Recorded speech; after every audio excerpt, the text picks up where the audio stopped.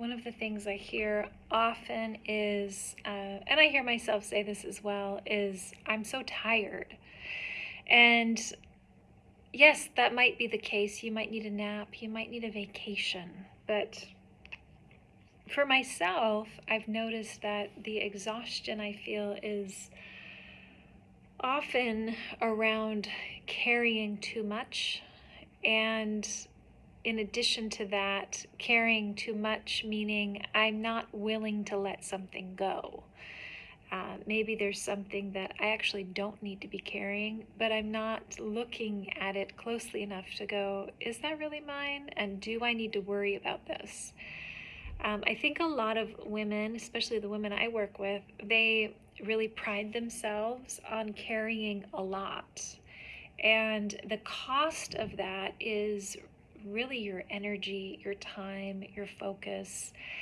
And what it does is it will steal away the time, energy, and focus that you could put towards something that you actually want in your life. So it could be around business, it could be around a relationship, it could be around an opportunity that you really want to go after.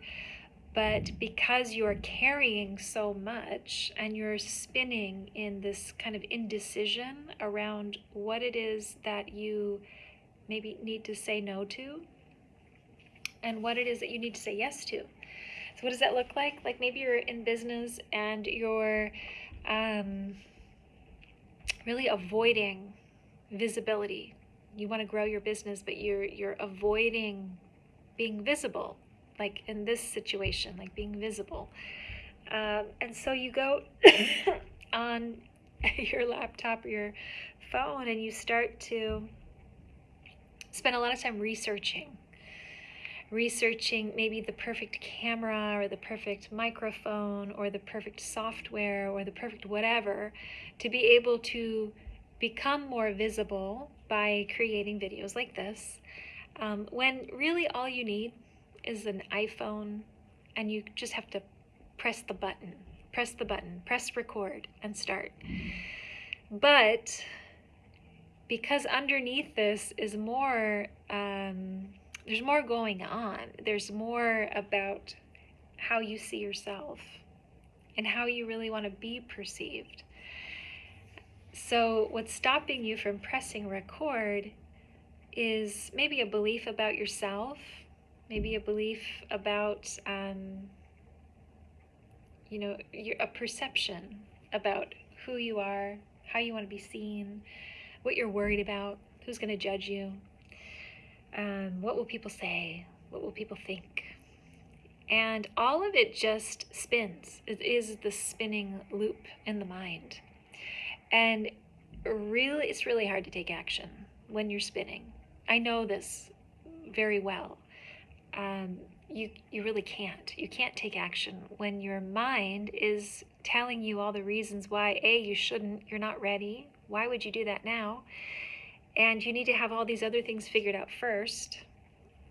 So my invitation to you is to, first of all, what is the thing you want? Have you named it? So that would be step one, right? Maybe you have 10 things in your brain that are all asking for attention and you don't have the time or energy to look at any of them. Pick one. Just pick one. That's it. Pick one. Nothing moves until you choose.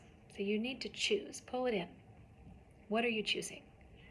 And then on top of that, you really want to spend a little time with what's getting in the way? What is getting in the way of me moving on this idea? Me moving on this new project, or me moving on this conversation that I need to have that I've been avoiding. Whatever it is, it doesn't matter. We all have things that loop in our minds that we are hesitant, fearful of taking action on. But I'll tell you, clarity does not come unless you start moving. Because this anxiety-ridden spinning, the spinning that creates all kinds of discomfort in your body, it doesn't go anywhere. There's nowhere for it to land until you either speak it or you move on it. You just take a messy action, tumble into something.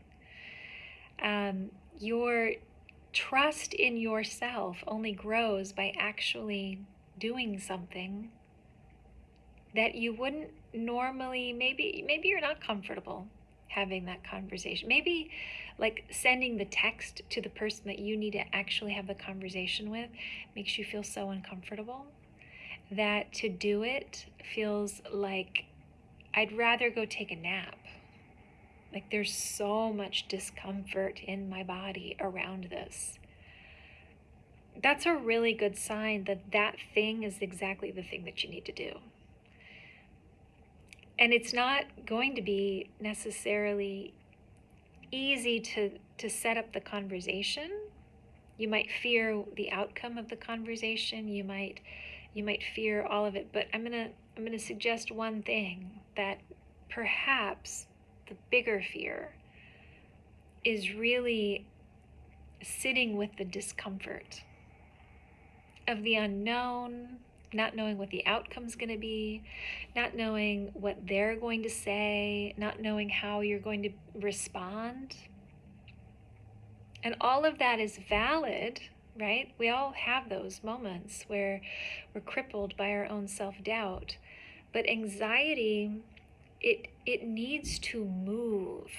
It needs to have somewhere to land. Otherwise, it just stays in your body.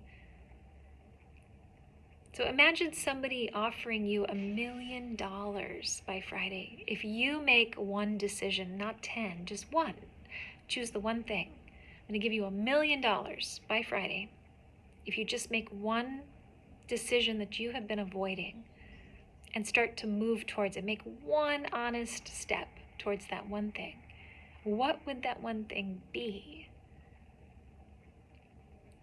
And if you moved on it, if you actually stepped towards it, acted on it, made the decision, had the conversation, moved towards the thing, how do you imagine you feel after just knowing that you did that and you survived and you're here, you're living another day? And in this scenario, you've got $1 million now to sit with, right? There's nothing to be lost by making an honest step. My invitation to you this week is to choose one thing. One thing. And I get it. It can be scary. Sometimes walking towards a new thing, a new chapter, a transition, most of my work is working with women in transition. And sometimes that's really scary to do on your own. So I acknowledge that. That's what a coach is for. Now, I'm not the kind of coach that tells you what to do, how to do it, how to live your life, but I do help you answer those questions for yourself. Coaching is not about me directing your life.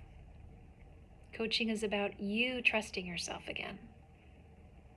So if you're feeling like, yes, I want to make that one honest decision, I want to start moving on it, I want to move towards the thing that I desire, and you're really crippled, you can't do it on your own, I invite you to book a clarity call. That's what those are for.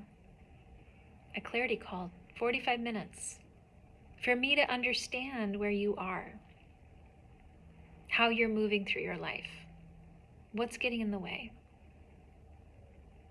to help you hear yourself again. What are you going to do this week? Put it in the comments.